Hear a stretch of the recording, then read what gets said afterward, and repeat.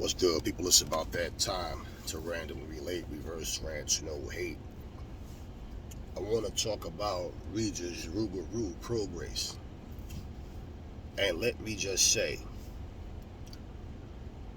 with all things that happen, it's a fight. You just don't know what's going to happen. You hear me say this all the time. You don't know which guy's going to show up on a fight-per-fight basis. So, you look at a guy at his best, you picture him at his best, the type of things that he does, and you think, okay, he'll probably do that in this fight because this guy comes with this type of style where he'll be able to do that or whatever. Okay. Well, the guy that he fought, okay, and Danielito Zorilla, let me just say this. I've seen Zorilla fight before. And this was a fight that people pretty much thought Regis was going to smoke him out of his boots. Didn't quite happen that way. Now, I think Regis won the fight. Zorilla didn't do enough to take his title. And, people flooded the comment section talking about Regis lost. No, Regis didn't lose that fight. Stop with that bullshit. He did not lose that fight. Zorilla did not do enough.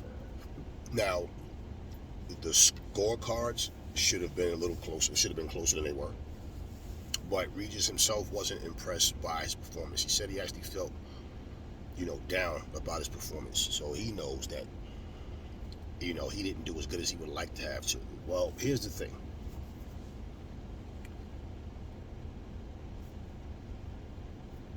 Because someone looked bad doesn't necessarily mean that they lost. And in this situation, like in the first round, for example, there's no doubt. Zorilla stepped in with a clean right hand, caught Regis on the chin, knocked him back. Regis grabs Zorilla around the legs and he goes back, and that causes both of them to fall. The ref called it a slip. Regis himself looked at the replay of it and said, yeah, you could go. I guess you could say that was a knockdown, yeah. Okay, so it's not like he was standing up there trying to deny it. And that's good on his behalf because, people could have, I've seen people stand up there and clearly lie about what we're looking at. But Regis, he won the fight. I'm not going to go into all the breakdown who did what.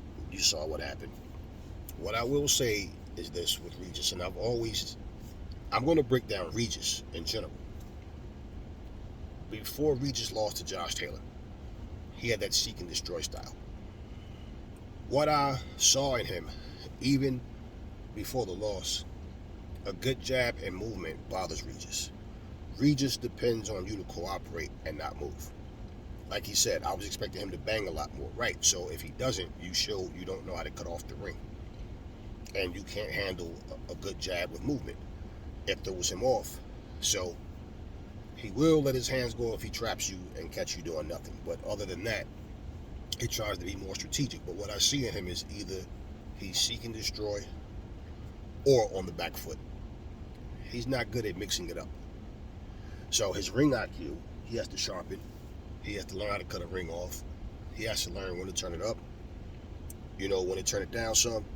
When to switch. He has to, and that is what he would need. A couple of videos ago, I made a video asking, is it that the 135-pound division just naturally have better fighters than what we have at 140 now? Because that question was based on this. The 140 division, the Regis Prograis, the Ramirez's, the Josh Taylor, like, these guys are there, but their names don't ring bells the way Tank or Ryan does, Haney now, Lomachenko now. And even though, Haney and Loma were no big stars, by far they got talked about far more than these other guys at 140. So, look at my point too. Look at the interest. Raleigh comes up one fight off of a loss, gets in a fight with the guy that nobody knew, lost the fight, pretty much was losing the fight. Tony Weeks stops it for no reason at all. And he's now carrying a belt. Teofimo Lopez goes up, fights at 140. It's his third fight at 140, right? Yeah, I think it's his third fight. But whatever. Bottom line is he goes up, he beats Josh Taylor pretty easy. Now, Ryan Garcia is campaigning at 140. Right? And it's like, is it going to be an actual 135-pound takeover coming up to 140? Like these guys that ruled 135, are they going to rule 140? Look at what's happening. The attention is going to guys that were former 135 pounders. And if you look at Devin Haney, a whole lot of you did exactly what I said you were going to do last time. Just like I said, you guys that was screaming, oh, Haney's this, Haney's that, blah, blah, blah, all that sour bullshit. I said, just wait till somebody else looks a certain way. All of you saying Haney is not shit are going to be saying Haney would beat that guy. You go in any comment section that's showing that Regis Prograis or Zorilla highlights, and all you see, every other comment, yo, Haney will destroy Prograis. Yo, this dude is food for Haney. Wait a minute. If Haney ain't shit, why would you think that? Why would you change that just because of a bad performance then, huh? So it goes to show you what I'm saying. And listen, they did it with every fighter. I remember when Tank wasn't shit because he couldn't finish off Gamboa. I remember when Ryan Garcia wasn't shit because he got dropped by Luke Campbell, even though most people did give him a pass for that. But bottom line, it's always somebody that they'll beat you because you had a bad showing. Then all of a sudden, you either beat that guy or you surpass that guy. So just saying, looking at what happened,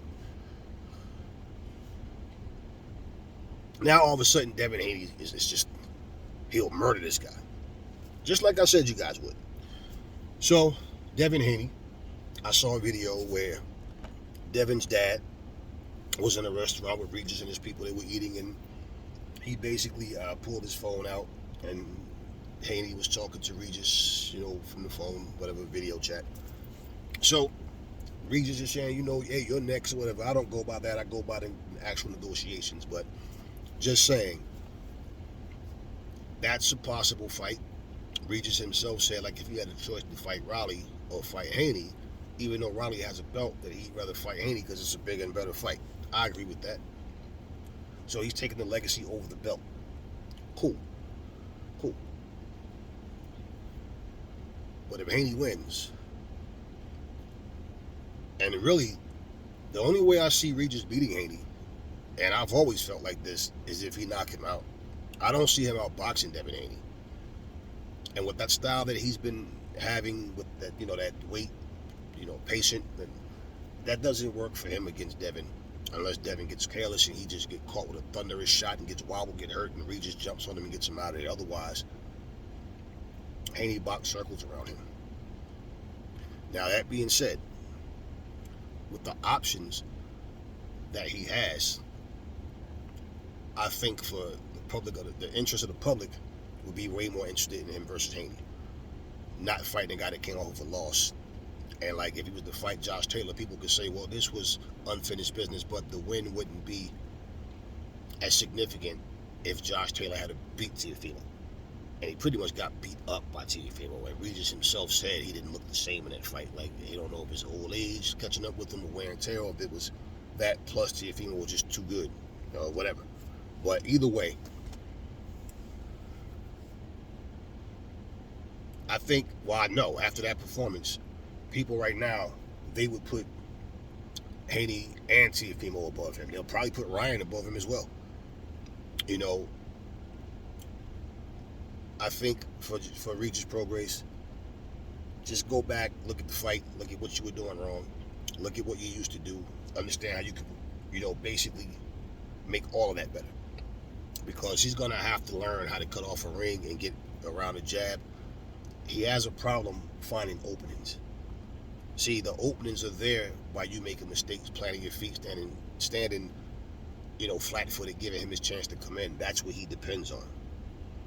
And pretty much, if it doesn't go his way in that sense, what purpose does it serve for you to get behind him in points and then come out in the 11th or 12th and try to fight like a madman because you're that far behind? Because the way he fought last night, I think all of those guys beat him. In fact, with the exception of Ryan getting too cocky, and we don't know what changes that Ryan has, how different he's going to be under Derek James training. We'll have to see. But I believe if Ryan stands there and gets complacent and just, he has that habit of squaring up and thinking so, like he can just bang with everybody. So if that's not something that has changed in him, he would have a chance of knocking Ryan out just for that alone. I think that Teofimo's too smart for that shit. I think that Haney's too smart for that shit. And as far as Rolly Romero goes, I mean, I got to see Rolly really do something serious. I can't take Rolly serious with what he's doing. I really just can't. But, hey, look, salute to Regis for the win. But the work that he needs to do, we'll see what happens. And if he does fight Devin Haney next, that'd be beautiful. And what I think happens, though, and I like Regis as a fighter, but I think he fights Haney. You never know what can happen. But I just think Haney, always felt like Haney was more skilled. Don't get me wrong, like I said, but I think Haney beats him. That happens. We can only take one fight at a time. Because I'm pretty sure the way most people envision it, if he fights Haney, now Haney has a belt if Haney beats him. Well, Teofimo just gave up his belt. I don't believe all that retirement bullshit. But that's what everybody will be looking at. But it's not going to be unification for the simple fact Teofimo claims he retired. So you might end up having Haney versus Rolly or some shit like that. Or, let's see what happens when Ryan fights, because Ryan and Rolly have teased the fight with each other. Is that going to actually happen? Don't know. I really don't care. But for the most part, I'm not going to... I listen, we just have to see. I don't try to give people skills that they don't have. And from what I've seen with Regis, he has some work to do. And I'm pretty sure Haney was watching that fight going, man, I will eat this motherfucker up. He just didn't look the part last night. But guess what? That's exactly how he's been fighting since the loss to Josh Taylor. I don't know what you call that style that he's doing, like what he calls it, but he's been more laid back, more cordial, more okay. Let me try to find the opening or wait for it. He has a problem finding, like, creating the openings. He has to wait for them to happen against a guy like Haney. And Haney showed a good chin, so we'll just have to see what happens. But it looks like the 135 pounders are coming up to 140 to take over there, and then the 140 guys are like gonna step down to them in the sense of, well, you guys just took over this division and we have to catch up to you guys. Now, according to Josh Taylor, he's going to 147. So we'll see what happens. We'll see what happens. But man, you guys love to switch, man. You guys love to, 1 minute a fighter's not shit, the next minute he'll destroy this guy. But yet last month he wasn't shit. Anyway, talk to me in the comment section. What y'all think about Regis Prograis? Never fall in love with lies. Remember, the truth brings hate out of people, and I will catch y'all on the next video.